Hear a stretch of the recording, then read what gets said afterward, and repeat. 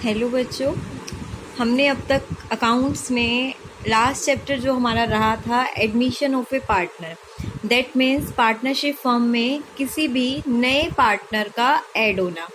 आज हम अपना नेक्स्ट चैप्टर जो करना चाह रहे हैं वो है retirement of A partner. Retirement का मतलब क्या होता है कि पहले तो क्या हो रहा था कि पार्टनरशिप में 2 पर्सन थे, कोई थर्ड पर्सन ऐड हो रहा था, बट अभी क्या है, अभी आपके सामने यहाँ पे सपोज कीजिए पार्टनरशिप में ये 3 पर्सन्स हैं, ठीक है, ए बी सी। अब सी कहता है कि मैं आप लोगों के साथ काम नहीं करना चाहता, तो सी पार्टनरशिप छोड़ के जा रहा है।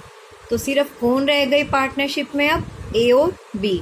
तो रिटायरमेंट का मतलब क्या होता है, that a partner ceases to be a partner of the firm. Ceases मतलब टू पुट एन एंड, समाप्ति पे आ चुका है, अब वो इस पार्टनरशिप में पार्टनर नहीं रहेगा। ठीक है, पार्टनर कब कब रिटायर हो सकता है, कोई एग्रीमेंट हो, उस एग्रीमेंट के इफेक्ट के बेस पे एग्रीमेंट खत्म होने पे है।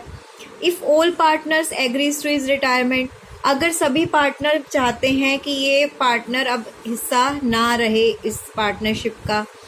If he has given consent in writing, उसने रिटर्न में कुछ दिया है, एट विल अपनी मर्जी से, या कोई फिक्स्ड इंटरवल पूरा हो गया है, कोई इंसान या तो पार्टनरशिप में आता है, मानो सपोज करो वो आया 3 सालों के लिए, 4 सालों के लिए, वो टाइम पीरियड ओवर हो चुका है, या एट विल अपनी मर्जी से उसने रिटर्न में दे दिया कि अब वो रिटायरमेंट लेना चाहता है, इस पार्टनरशिप से बाहर निकलना चाहता है। अब सोचने वाली बात ये है, जब एडमिशन हुआ था तब क्या था, कोई पार्टनर आया था, वो आया था तो जो पुराने पार्टनर्स थे अपना हिस्सा इनको देना पड़ा। अब आप एक बात ध्यान से समझिए, हमने उस टाइम पे एक पिज़्ज़े का एग्जांपल लिया था, ठीक है, सपोज कीजिए ये स्क्वायर शेप पिज़्ज़ा है, पहले इसको मैं 3 हिस्सों में बांट रही थी, पर पहले देखो अगर 3 हिस्से मैं निकालूं, इस तरह से मैंने इसको 3 हिस्सों में बांटा हुआ था, 1 2 3। अब एक पार्टनर चला गया, कितने हिस्से रह गए, 2, 1 और 2, तो फायदा दोनों को ही हुआ ना। तो किसी पार्टनर के जाने से फायदा किसको हो रहा है, रिमेनिंग जो कंटिन्यूइंग पार्टनर है, सी जा रहा है, सारा का सारा प्रॉफिट अब किसको मिलेगा, ए और बी को। तो सी कहता है कि मैं जा रहा हूं, पर अब तक तुमने जितना प्रॉफिट कमाया है उसमें कहीं ना कहीं मेरा भी तो हिस्सा है, मुझे मेरा हिस्सा दो, मुझे मेरा प्रॉफिट दो। तो ये दोनों पार्टनर कौन है, गेनिंग पार्टनर्स। ये दोनों पार्टनर कौन है, जो गेन कर रहे हैं।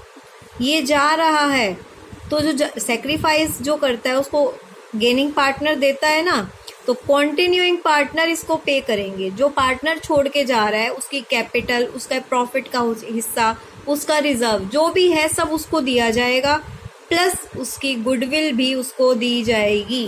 क्लियर है। और वो गुडविल कौन देगा, गेनिंग पार्टनर्स। किस रेशो में देंगे, गेनिंग रेशो में देंगे। किस रेशो में देंगे, गेनिंग रेशो में। एडमिशन वाले चैप्टर में किसी के आने से पुराने पार्टनर्स को सेक्रीफाइस हो रहा था, अब यहाँ पे इनको गेन हो रहा है। तो ध्यान से देखेंगे, एक बात और इन्होंने कह रखी है, liability of a partner towards third party continue till the date of retirement. Liability का मतलब दायित्व, यानी कि आपकी लाइबिलिटी कब तक रहेगी, जब तक जिस डेट पे आपकी रिटायरमेंट है उसके बाद आपका पार्टनरशिप से कुछ भी लेना देना नहीं है। दैट मीन्स कोई भी लाइबिलिटी आपको पे नहीं करनी। आप पार्टनरशिप ख़त्म कर चुके हो, अब पार्टनरशिप में जो भी लाइबिलिटीज़ हैं पे करनी है वो कौन पे करेगा, वो हमारे जो कंटिन्यूइंग पार्टनर हैं, जो बिजनेस में कंटिन्यू कर रहे हैं, वो लोग पे करेंगे।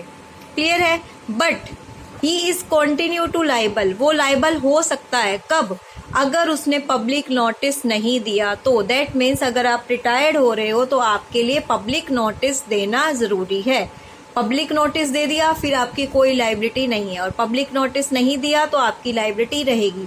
पब्लिक नोटिस क्या होता है, एक तो आपको गवर्नमेंट को बताना होता है कि आप ये पार्टनरशिप छोड़ रहे हैं, एक आपको इंग्लिश न्यूज़पेपर में एडवर्टीजमेंट दिलवानी होती है, और एक लोकल न्यूज़पेपर में पब्लिश, मीन्स इंग्लिश न्यूज़पेपर और लोकल न्यूज़पेपर दोनों में आपको पब्लिश करवाना होता है कि इस पार्टनरशिप में अब आप इस नाम से जो आप पर्सन हो आप पार्टनर नहीं रहे।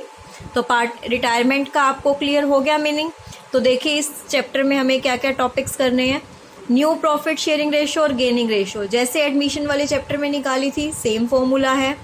ट्रीटमेंट ऑफ गुडविल आज हम करेंगे, आज मैं आपको इस ट्रीटमेंट ऑफ गुडविल के बारे में बताऊंगी। Treatment of free reserve, accumulated losses same है।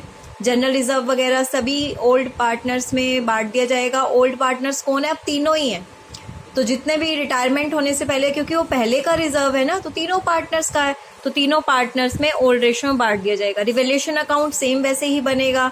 ये मैंने हाईलाइट इसलिए करे हुए हैं, ये चीज़ें सेम हैं, जो जो चीज़ें हाईलाइटेड हैं दैट मीन्स जैसे एडमिशन वाले चैप्टर में आपने बनाया था वैसे ही रिवैल्यूएशन अकाउंट यहाँ बनेगा।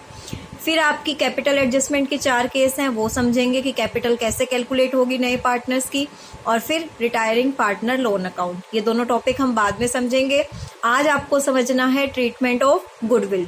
और नेक्स्ट वीडियो जो मैं बनाऊंगी वो आपकी बुक में से बनाई जाएगी, उसमें मैं आपके ये वाले टॉपिक एक बार आपको दिखा दूंगी वीडियो में कि देखिए इसमें कुछ भी डिफरेंस नहीं है, सब सेम है।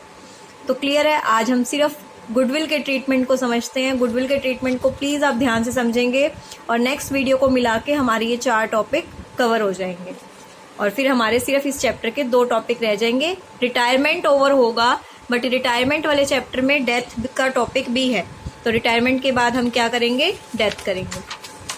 तो देखिए गुडविल के टॉपिक में आपको क्या कहा गया है। ये नोट्स अच्छे से आप लोग अपनी नोटबुक में प्रिपेयर करेंगे, नोट्स आपको आगे जाके बहुत हेल्प करने वाले एग्जाम टाइम पे।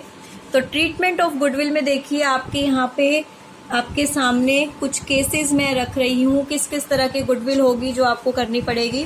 सबसे पहले ये बिल्कुल सेम एडमिशन वाले की तरह है। एग्जिस्टिंग गुडविल, कौन सी गुडविल? जो गुडविल बैलेंस शीट में होती है। जो गुडविल बैलेंस शीट में होती थी उसको हम क्या करते थे? ओल्ड पार्टनर्स में ओल्ड रेशो में बांट देते थे। सेम ABC जितने भी पार्टनर हैं, डेबिट टू गुडविल, ये एंट्री बिल्कुल सेम है। किसकी तरह? एडमिशन वाले चैप्टर की तरह सेम है। ओल्ड पार्टनर्स, जितने भी partners, capital account debit to goodwill account, same हो गई। ठीक है, ये कौन सी गुडविल है? जो गुडविल बैलेंस शीट में होती है। अब जो गुडविल आपको नीचे एडजस्टमेंट में दी होती है, आपको टोटल गुडविल दी होती है, गुडविल इज वैल्यूड एट, तो आपको किसकी गुडविल निकालनी है? रिटायरिंग पार्टनर की, क्योंकि मैंने अभी बताया था ना पीछे, रिटायरिंग पार्टनर जा रहा है तो उसको गुडविल चाहिए। और गुडविल कौन देंगे? कॉन्टिन्यूइंग पार्टनर, जो पार्टनर रह गए ना जो पार्टनरशिप में, वो किस रेशो में देंगे? गेनिंग रेशो में। तो आप कैसे निकालेंगे? टोटल गुडविल से रिटायरिंग पार्टनर के शेयर को मल्टीप्लाई कर देंगे। ध्यान से समझिए, टोटल गुडविल से रिटायरिंग पार्टनर के शेयर को क्या कर देंगे? आप मल्टीप्लाई कर देंगे। सपोज कीजिए क्वेश्चन में टोटल गुडविल है 1,80,000, रिटायरिंग पार्टनर का शेयर है 2/6, तो गुडविल कितनी आ गई? 60,000। ये गुडविल किसकी आई है? रिटायरिंग पार्टनर की। तो एंट्री हमारी क्या होती है? आपको पता है ना, एंट्री याद है? Gaining to sacrifice. एंट्री आपकी वही है, gaining partner capital account debit to sacrifice partner. But जरूरी नहीं है कि हर क्वेश्चन में सेक्रीफाइस हो। जैसे मैंने आपको बताया था A, B, C, D 4 partner हैं। सपोज कीजिए B जा रहा है, तो क्या एंट्री होएगी? Gaining partner. इन तीनों को फायदा हुआ, तो तीनों ने क्या एंट्री करी?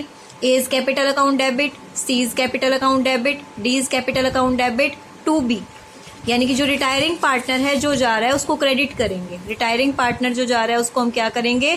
क्रेडिट। 60,000 रुपए रिटायरिंग पार्टनर को देने हैं। कौन देगा? गेनिंग पार्टनर, यानी कि ये तीनों A, C और D किस रेशो में देंगे? आपकी गेनिंग रेशो में। किस रेशो में देंगे? ये आपको गेनिंग रेशो में। क्लियर है? हाँ, अगर मानो A, C और D में से D ने किया है सेक्रीफाइस, जब हमने सेक्रीफाइस और गेनिंग रेशियो निकाली ना, तो D का सेक्रीफाइस आया, A और C का गेन आया, तो एंट्री क्या होएगी? A's capital account debit, C's capital account debit to B to D। B का शेयर तो आपको पता है, D का निकाल लेंगे। ये भी एंट्री आपको सिखाएंगे आगे। फिर आपका आएगा एक क्वेश्चन में, ये देखो, ये केस है जब गुडविल बैलेंस शीट में गिवन हो। ये केस है, ये तो हर क्वेश्चन में आपको करना पड़ेगा, इंपॉर्टेंट है कंसेप्ट, इसको अच्छे से करना। जो नीचे गुडविल दी हुई है, इससे रिटायरिंग पार्टनर की गुडविल कैसे निकालेंगे। किसी किसी क्वेश्चन में हिडन गुडविल निकालनी है, तो हिडन गुडविल का कंसेप्ट हम बाद में सीखेंगे, पहले आप ये दोनों कंसेप्ट सीखिए।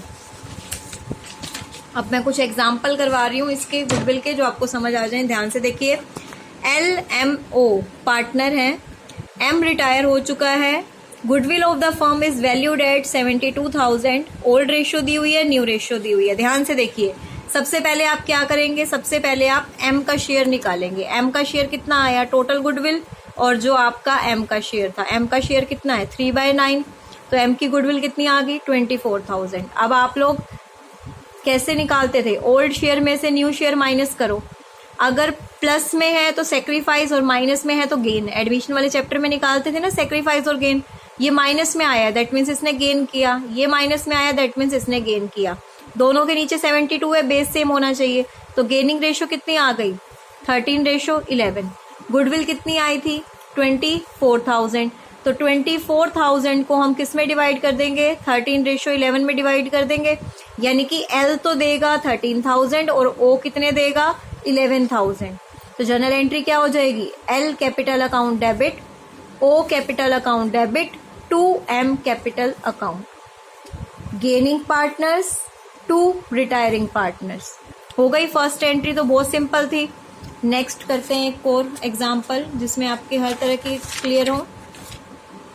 सेकेंड एंट्री ध्यान से देखेंगे, इसमें आपको क्या कह रखा है, ए बी सी पार्टनर है, बी रिटायर हो रहा है, ओल्ड रेशो दी हुई है, न्यू रेशो दी है, गुडविल दोनों दी हुई है।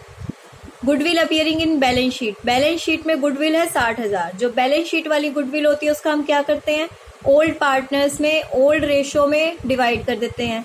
फर्म की गुडविल दी हुई है, तो फर्म की गुडविल से बी रिटायर हो रहा है, बी का शेयर कितना है 2/6, तो हमने 2/6 करा तो कितना आ गया 28,000। अब आप क्या करेंगे, ओल्ड शेयर में से न्यू शेयर माइनस कर देंगे, दोनों का माइनस में आया, दोनों ने गेन किया, 1:1 है दोनों का, यानी कि 28,000 को 1:1 इक्वली डिवाइड किया तो कितना आ गया 14। ए बी को 14,000 देगा और सी बी को कितने देगा 14,000। तो क्या एंट्री हो गई, A is capital account debit, C is capital account debit to B.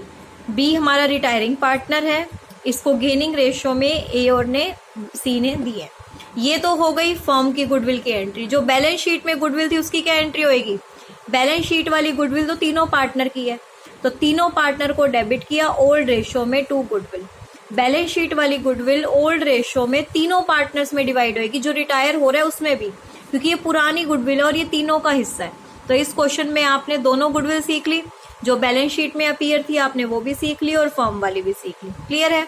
एक एग्जांपल और करते हैं, पी क्यू आर पार्टनर्स हैं, आर रिटायर हो रहा है, goodwill of the firm is valued eight 1,80,000।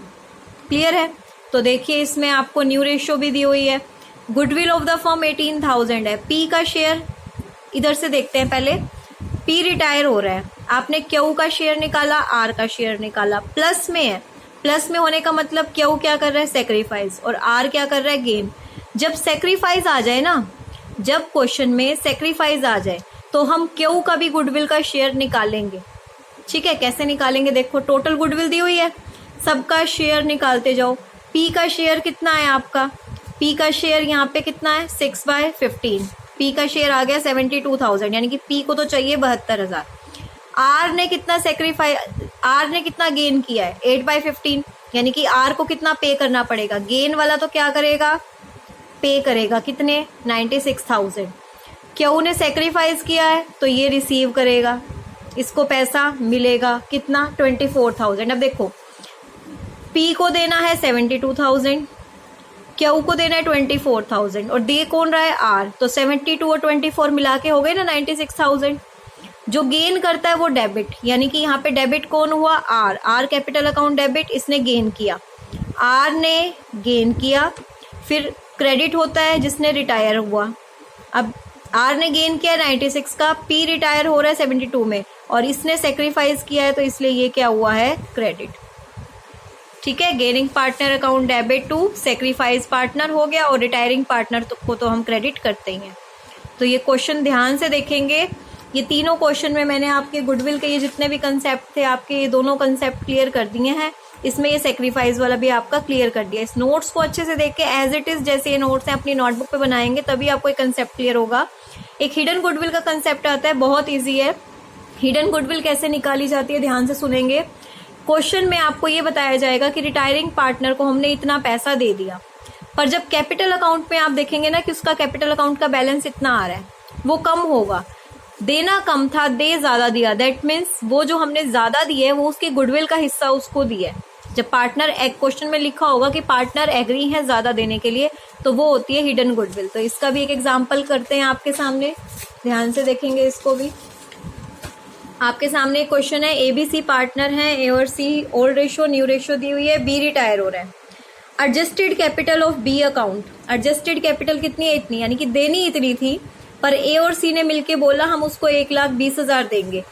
देनी तो इतनी थी पर ज्यादा दे रहे हैं, हम कोई बेवकूफ थोड़ी है कि ज्यादा देंगे, उसका बनता होगा। दैट मीन्स ये जो 10,800 रुपये ज्यादा दे रहे हैं, ये B की गुडविल है। ये ध्यान रखना, ये B को पैसा दिया जा रहा है तो सिर्फ B की गुडविल है, फर्म की नहीं है। तो B की गुडविल है तो 10,800 को हम किस में बांट देंगे? गेनिंग रेशियो में।